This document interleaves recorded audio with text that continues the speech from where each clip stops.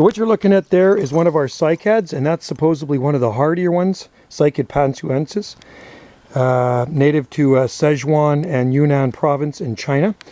So our coldest temperature here was 26.1 degrees Fahrenheit, and these fronds were not protected, but you can see they are fried to a crisp. Our Cycas revoluta that are also out in the open have no damage to the fronds whatsoever. But the base of this cycad is totally fine. It's got a pretty good size base on it, and it is actually starting to grow.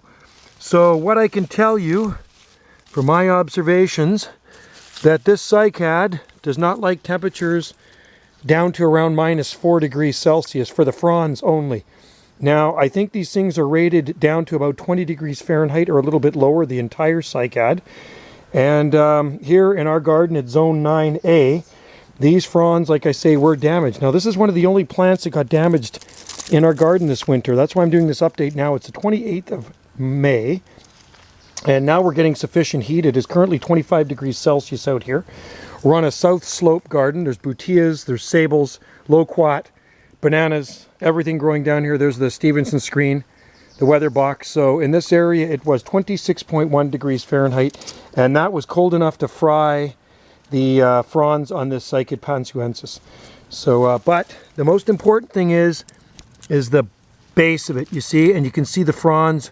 I'm watching it day by day. They are starting to emerge now. You can see the green just showing in there. So that's totally alive. And I did actually have some pine needles around that. You can see some of the pine needles here, and that helped protect that. So if you're in a colder growing zone, you are going to have to protect this plant. I was told it was much more cold hardy than the Cycas revoluta. Well, our Cycas revolutas, and we have lots of them. We even have one left out in a pot in front of our B&B, and it is absolutely flawless.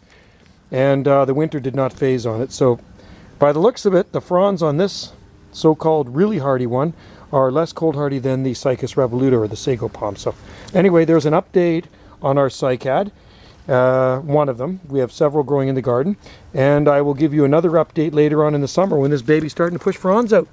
All right, thanks for watching, and try this in your garden if you're in a similar growing zone.